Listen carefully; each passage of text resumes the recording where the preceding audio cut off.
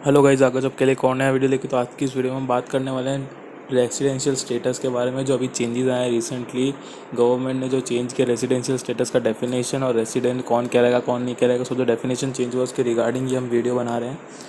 और ये direct tax जो फाइनल में भी सीए फाइनल सीएस में कहीं पे भी अगर ये पढ़ रहे हो तो उनको भी ये काम आएगा। तो आप भी अपने अगर किसी फ्रेंड के साथ शेयर करना चाहे जो सीए या सीएस का प्रिपरेशन कर रहे हैं उनके साथ भी कर सकते हैं। ये सबके लिए काम आएगा और नॉर्मल जो प्रैक्टिसिंग है उनके लिए तो काम आएगा ही आएगा। तो काफ़ी कंफ्यूजिंग कर दिया, उसके पहले मैं बताना चाहूँगा काफ़ी कंफ्यूजिंग कर दिया है गवर्नमेंट ने ये चीज़ अब सबके लिए। पहले थोड़ा सा सिंपल था बट अब तो काफ़ी ही कंफ्यूजिंग हो गया कि कौन रेसिडेंट है कौन नॉन रेसिडेंट है, कौन ऑर्डिनरी रेसिडेंट नहीं है कौन ऑर्डिनरी रेसिडेंट है। तो उसके साथ ही मैं बताना चाहूँगा पहले कि आप अपने जो भी क्वेरीज़ है मुझे यहाँ नीचे कमेंट करके बता सकते हैं। आप मुझे डीएम कर सकते हैं इंस्टा पे या वेबसाइट्स पे भी डाल सकते हैं जहाँ मैं लिंक दूंगा नीचे। आप वहाँ भी जाके एक्सपर्ट से उधर भी पूछ सकते हैं। काफ़ी अलग अलग जगह आपको पूछने के लिए। बट मैं कहूँगा कि अगर आपको कोई स्पेसिफिक कंसल्टेंसी चाहिए तो हमेशा एक प्रोफेशनल के पास जाइए। आप हमें भी मेल कर सकते हैं, हम भी आपको प्रोफेशनल्स की हेल्प दिलवा देंगे। Who will help you to give a more practical solution. और बेटर यही रहेगा कि आप rather than going for free or such thing एक अच्छी पेड सर्विस लीजिए जिससे आपको बेटर सॉल्यूशंस मिले। सो अब हम बात करते हैं कि भाई क्या कर दिया इन्होंने चेंजेस। तो इसमें मेजरली 3 चेंज आए हैं। इस बार का जो बजट था उसके अंदर मेनली 3 चेंजेस आए हैं।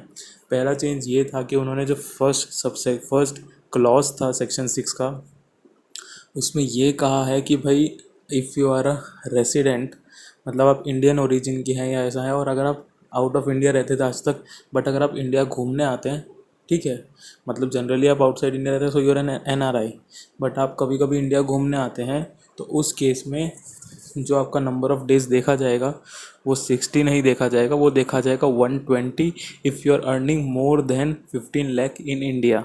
ओके, तो अगर मैं आपको इसका एक बेसिक आपको आइडिया दूँ तो क्या होता है कि रेसिडेंट वो लोग माने जाते हैं। आप लिख भी सकते हैं अगर आपको लिखना हो तो। रेसिडेंट वो रहता है, या इसका लिंक मैं दूंगा नीचे जहाँ से मैं पढ़ रहा हूँ वहाँ का लिंक भी आपको दे दूंगा, आप वहाँ से जाके खुद से पढ़ सकते हैं। तो रेसिडेंट वो होता है सबसे पहले कि नंबर 1 जो 182 डेज़ या उससे ज़्यादा इंडिया में रहा हो। नंबर सेकंड कंडीशन है कि अगर वो 60 या उससे ज़्यादा दिन इंडिया में रहा हो during a previous year. And उसके साथ दूसरी कंडीशन है, 60 डेज़ वाले के साथ दूसरी कंडीशन है कि वो 365 डेज़ या उससे ज़्यादा पिछले 4 साल में इंडिया में रहा हो। तो इसमें 2 कंडीशंस है, 182 डेज़ और 60 डेज़ वाली, और 60 डेज़ वाले के साथ एक और कंडीशन है। ठीक है, तो इन दोनों में से कोई भी एक अगर हो जाती है इसमें सेटिस्फाई तो वो रेसिडेंट माना जाएगा वो इंसान। ठीक है, अब जो 60 डेज़ वाली जो कंडीशन है उसके अंदर वापस 2 साथ में और प्रोवाइजो डाले हुए हैं कि भाई अगर वो इंसान आउट ऑफ इंडिया कोई शिप में जाता है as a member of the ship तो ये 60 डेज़ देखा जाएगा 182 डेज़ की तरह। और सेकंड है कि अगर कोई या फिर एम्प्लॉयमेंट के लिए as a member of the ship या फिर फॉर एम्प्लॉयमेंट तो वो 60 को 182 डेज़ देखा जाएगा। और अगर वो बाहर जा रहा है फॉर मान लेते हैं जैसे मैंने कहा कि वो बाहर से इंडिया में आ रहा है तो वो 60 को 182 देखा जाएगा। बट अगर वो इंडिया में अर्न कर रहा है मोर देन 15 लाख तो वो 182 को वापस 120 देखा जाएगा। ठीक है, तो इफ़ वो 122 डेज़ माना जाएगा अगर वो 122 डेज़ से ऊपर रह रहा है इंडिया में, प्लस वो पिछले 4 साल में 365 डेज़ से ज़्यादा रहा है तो उस केस में वो रेसिडेंट बन जाएगा। तो ये हो गया खाली रेसिडेंट की बात। ठीक है, तो इसी में 4 चीज़ें आ जाती है। तो थोड़ा सा कन्फ्यूजिंग हो गया है कि अब 4 चीज़ें देखो टू फर्स्ट थिंक कि वो रेसिडेंट है या नहीं, और फिर उसके बाद देखा जाता है कि वो ऑर्डिनरी रेसिडेंट है या नॉट ऑर्डिनरी रेसिडेंट है। ठीक है, तो अब हम देखते हैं कि सेकंड एक और सब सेक्शन ऐड कर दिया गया 1A जिसमें ये कहा गया है 1A में ये कहा गया है कि इंडिविजुअल को डीम कर लिया जाएगा कि वो रेसिडेंट है। ये डीमिंग वाला काफ़ी खतरनाक प्रोविज़न है। डीम कर लिया जाएगा कि वो रेसिडेंट है if he is earning more than 15 lakhs in India and if is not paying tax anywhere else outside India. मतलब बाहर वो इंडिया के बाहर कहीं भी टैक्स नहीं पे कर रहा अपनी इनकम पे और वो इंडिया में मोर देन 15 लाख कमा रहा है तो he will be deem to be a resident in India. तो इसका क्या मतलब रहेगा कि उसकी इंडिया में जो इनकम कमा रहा है, मतलब जो 3 चीज़ हैं, नॉट ऑर्डिनरी रेसिडेंट बन जाएगा वो इंसान, वो deem to be not ordinary resident रहेगा। ये ध्यान रखिएगा कि वो कभी भी ऑर्डिनरी रेसिडेंट नहीं बन सकता बिकॉज वो 182 डेज़ या ऐसी कोई कंडीशन फुलफिल नहीं कर रहा और उसमें चेक भी नहीं हो रही है कंडीशंस। ठीक है, तो वो नॉट ऑर्डिनरी रेसिडेंट रहेगा। तो नॉट ऑर्डिनरी रेसिडेंट के लिए 3 टाइप की इनकम इंडिया में टैक्स होती है। नंबर 1 रिसीव्ड और deemed to receive in India. Accrue और deem to accrue in India. और तीसरी टाइप की वो होती है कि भाई कोई एक बिज़नेस है जो इंडिया से कंट्रोल हो रहा है, भले वो बिज़नेस आउट ऑफ इंडिया में चल रहा हो, तो ऐसा कोई बिज़नेस है तो उसकी इनकम भी नॉट ऑर्डिनरी रेसिडेंट की इंडिया में ही टैक्सेबल होगी।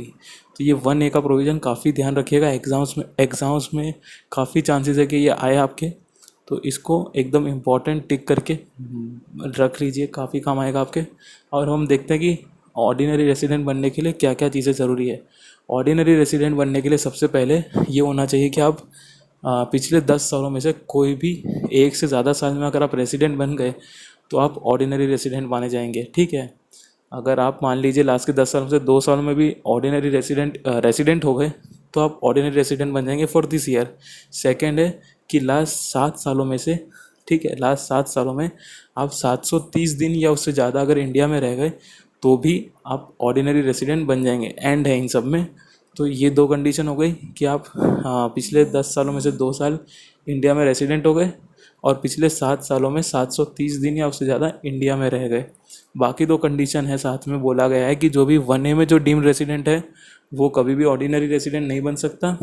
और सेकंड है कि जो लोगों को 120 दिन की कंडीशन लग रही है ऊपर की, जिन्होंने 15 लाख से ऊपर कमाया और जो लोग आउट ऑफ इंडिया से इंडिया आए थे खाली कुछ टाइम के लिए, उनको जिनको 120 दिन की कंडीशन की वजह से जो लोग रेसिडेंट बन रहे हैं वो नॉट ऑर्डिनरी रेसिडेंट ही रहेंगे हमेशा, ठीक है। तो अब ऑर्डिनरी बनने में क्या क्या नुकसान होता है अगर आप रेसिडेंट एंड ऑर्डिनरी रेसिडेंट बन जाते हैं, मतलब अब ये सब कंडीशंस फुलफिल कर देते हैं, तो आपकी ग्लोबल इनकम इंडिया में टैक्स होगी। मतलब कहीं भी इनकम कमाएं वो इंडिया में टैक्स होगी। मतलब क्या, अगर समझिए आप यूएस में भी कमा रहे जाके सैलरी, बट इंडिया में अगर आप फुलफिल कर देते हैं, आप रेसिडेंट बन जाते हैं 182 डेज़ या ये सब चीज़ें फुलफिल करके, तो आप रेसिडेंट बन जाएंगे इंडिया में, ऑर्डिनरी रेसिडेंट बन जाएंगे। और उस केस में भले आपका टैक्स आपने यूएस में पे किया हो तो उसका क्रेडिट आपको इंडिया में मिल जाएगा, बट आपको टैक्स तो इंडिया में ही पे करना पड़ेगा। बस यही थे मेजर जो अमेंडमेंट्स थे, मेरे हिसाब से आपको समझ आ जाना चाहिए। और आपने खुद ने अपने नोट्स भी बना लिए होंगे, अगर आप स्टूडेंट होंगे तो आपको बड़ा काम आएगा। मेरे हिसाब से आप जाके ये आर्टिकल भी पढ़िए, आपको काफ़ी चीज़ें समझ आ जाएगी। अगर आपको नहीं आती तो आप मुझे मेल कर सकते हैं, डीएम कीजिए या नीचे कमेंट कीजिए आपकी क्वेरी, या फिर अगर आप चाहते हैं कि आपको कोई और टॉपिक समझना है टेक्स्ट में तो आप वो भी कमेंट कर सकते हैं। मैं ट्राई करूँगा उसके ऊपर भी एक अलग से वीडियो बनाने की। काफ़ी लोगों को ये बेनिफिट हो। मैं ये चाहता हूँ मेनली नॉलेज स्प्रेड करना ही है। मैं ये चैनल कभी भी कंसल्टेंसी के लिए नहीं बनाऊँ कि मैं किसी को कंसल्टेंसी दूँ, it's mainly for knowledge. Till the next video, thank you. और आप ये वीडियो अच्छा लगा प्लीज़ लाइक कीजिए, शेयर कीजिए और सब्सक्राइब कीजिए मेरे चैनल को ऐसे कुछ और वीडियोज़ के लिए।